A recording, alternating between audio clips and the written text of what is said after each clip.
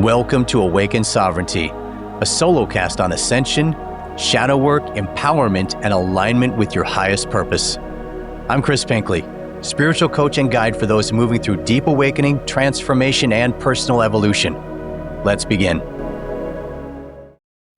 In this episode, I'm going to talk about what it means to get boxed in by your karma. So getting boxed in by your karma is sort of a more modern day catchphrase that comes from the Vedic seers, which means getting trapped in karmic cycles or being karmically entrenched. And essentially what it means is all of your suppressed emotional karmic density in your bioenergetic sphere is being pushed to the surface all at once. And it is outpicturing as a reality that has you trapped or entrenched. You're karmically entrenched in some sort of life circumstance. And just about for people trapped in that, the number one feeling is that there's nothing you can do to get out of the situation. Right. And of course, that's not true. You can, but you have to know how to go about it. And so all this energy has surfaced, being pushed to the surface, which now we're in a time of vibrational acceleration, ascension. That's happening to more and more people. They're getting boxed in and they don't know what to do. They're trapped. They don't know where to turn. They've thrown 1,000 actions at it and it just doesn't budge. And so you have to begin to look inwards in order to heal this. But first, some signs that you're trapped you've become boxed in by your karma. The first one is that it feels like there's nothing you can do. Nothing you do works physically to try to solve it or get out of it. The second thing is it feels cyclical, like situations or if you could have an illness or it could be a job, you keep getting fired from jobs. But whatever malady has surfaced, it's cyclical and it sort of just kind of remorphs. It's either the same thing or it remanifests and morphs into a new thing or a new person. And it's sort of on pattern repeat. And the third thing is that there's what I call lemony snickets, a series of unfortunate events. You can get seemingly sort of dogpiled by event after event after event after event. And that's also symbolic of potentially being, boxed in by your karma. And so the thing is not to try to take more action steps. The thing is to begin to turn your focus inwards if this is happening to you. And your two best friends are, number one, meditation, daily meditation. Number two, emotional integration. Probably your biggest ally is learning how to do emotional integration. And what this means is that instead of fighting against that energy, you're going to surrender into it and allow yourself to fully feel this energy so that you can burn through it and be done with it. Because the only way to heal in this instance is to feel, right? To heal, you have to feel it. To heal it is not just a trite expression, it's the actual truth. And that's how you burn through this energy and get it out of your bioenergetic sphere so it's no longer generating this unpleasant reality for you. So, daily meditation, great. And emotional integration, how does it make you feel? How does this situation make you feel? And you might be thinking, it might be hard to identify that, but there is an underlying feeling that you have at some point. You're either feeling grief-stricken, you're feeling exacerbated and frustrated, you're feeling anger.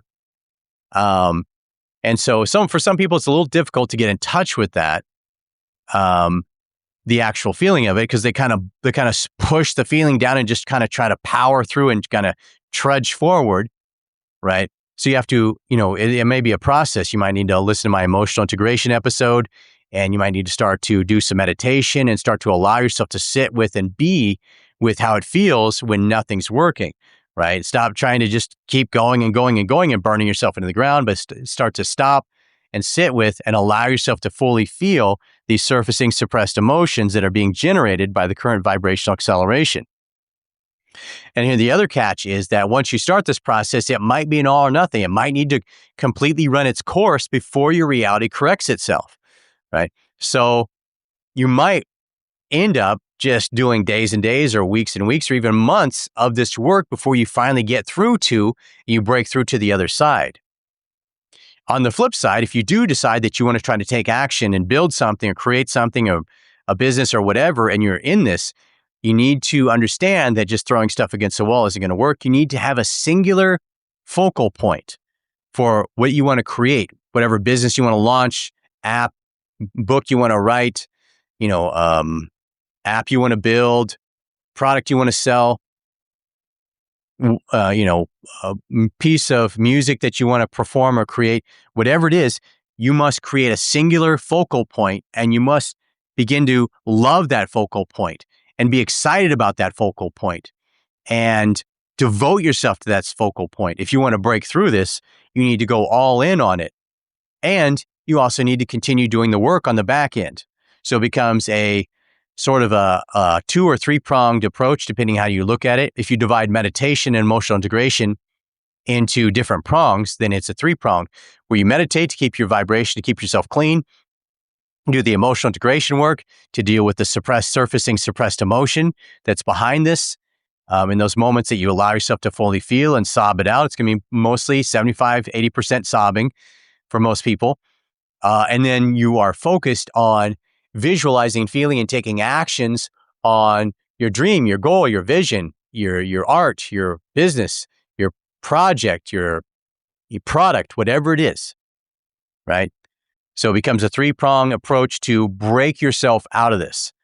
However, if you are slated for heart activation, then nothing will actually, it might be that nothing happens until you have heart activation, in which case you have to just kind of grin and bear it, continue to do the work every day, fully feel on the one hand, meditate and vibrate high on the other, and just weather the storm.